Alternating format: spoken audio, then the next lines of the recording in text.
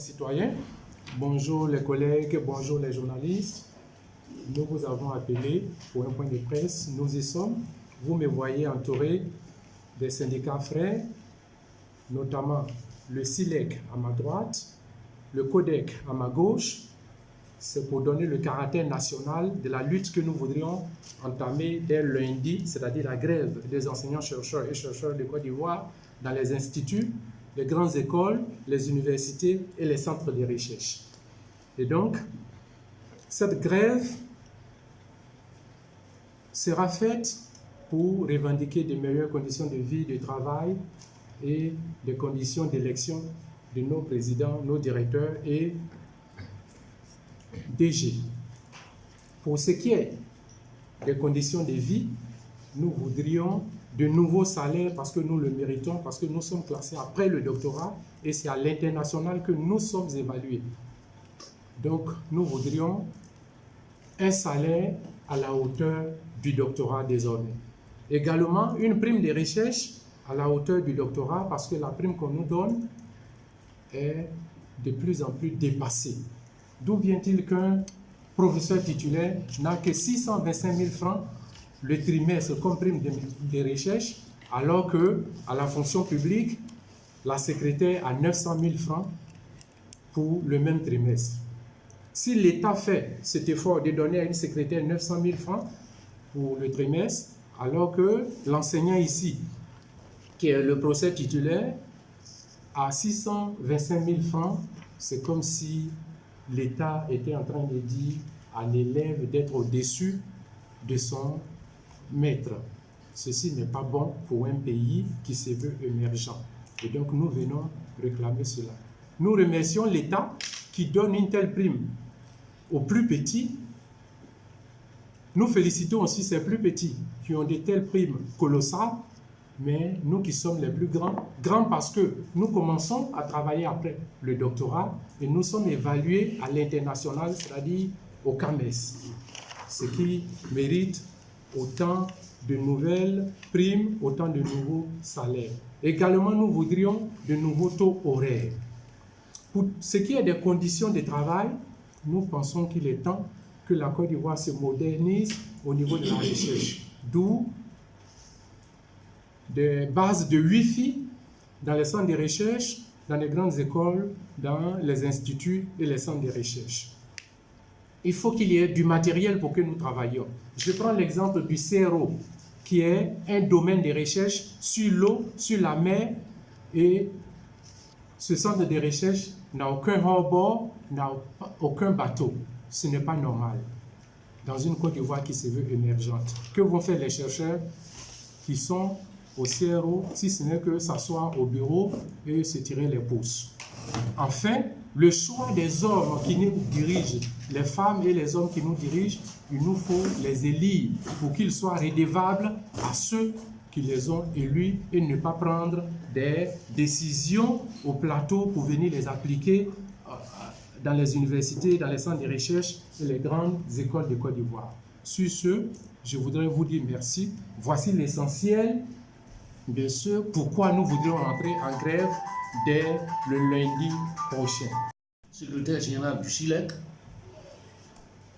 et Oulaï Pascal, secrétaire général du SILEC, syndicat libre des enseignants et chercheurs de Côte d'Ivoire. Johnson, assis à mes côtés, est une initiative louable. Nous voulons unir nos forces. Cette grève qui est lancée, qui sera lancée le lundi, est une grève de toutes les universités de Côte d'Ivoire, de toutes les grandes écoles publiques, des centres de recherche et des instituts de recherche. Nous soutenons massivement cette grève d'ailleurs. Mais pourquoi cette grève? Il y a une cause. Depuis le 5 avril, tous les syndicats de Côte d'Ivoire ont été conviés à la primature. Et à l'issue de cette réunion convoquée par le Premier ministre, il a été dit concernant le supérieur.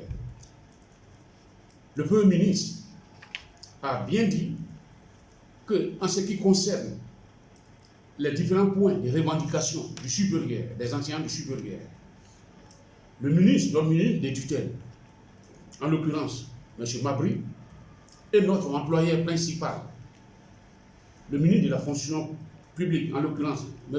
Issa Coulibaly, et lui-même, en tant que ministre du budget, il va associer ses conseillers techniques à ces travaux-là.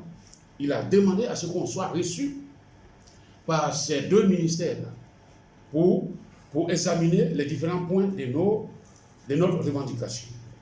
Mais depuis lors, rien n'a été fait. Nous avons le sentiment d'être oubliés. Alors, comme la grève est pour nous le seul moyen d'expression, et c'est pourquoi, comme les autorités ne veulent pas nous entendre, c'est pourquoi nous lançons tous ces mots d'ordre de grève qui aura lieu le lundi 20 mai 2019. Pour reprendre un terme cher à Louis Aragon, cette fois-ci-là, Louis Aragon dit, il vaut mieux une faim effroyable qu'un effroi sans fin. Voilà. Cette fois-ci-là, on est déterminé pour aller on va bloquer. Il n'y aura pas le BTS ni le baccalauréat. C'est nous qui présidons ces examens-là. Le baccalauréat le premier diplôme universitaire, ce sont les professeurs d'université qui en sont les jurys principaux. Et par conséquent, si nos revendications ne sont pas prises en compte, nous sommes déterminés pour aller jusqu'au bout de cette partie. Voilà. Et nous sommes prêts pour en assumer les conséquences. Aujourd'hui, le collectif des enseignants, chercheurs et chercheurs de Côte d'Ivoire, dont je suis le porte-parole, Dr Yeo Kanabin Koumar, se tient aux côtés du porte-parole de la coordination nationale des enseignants et chercheurs de Côte d'Ivoire et du secrétaire général du syndicat libre des enseignants chercheurs de Côte d'Ivoire pour soutenir le mot d'ordre de grève lancé par la coordination nationale des enseignants chercheurs SENEC. Nous soutenons ce mot d'ordre de grève parce que nous n'étions même pas d'accord pour la levée du mot d'ordre de grève lancé il y a de cela 2 mois. Nous l'avons dit lors de la seconde marche verte qu'il n'était point question de libérer les collègues emprisonnés et puis lever le mot d'ordre de grève. Parce que leur emprisonnement pour nous était un effet collatéral de la lutte pour l'amélioration des conditions de vie des enseignants-chercheurs. Mais ça a été fait de bonne foi. Ça a été fait sur la base de promesses. Malheureusement, aujourd'hui, on ne peut même pas parler de statu quo. La situation s'est empirée.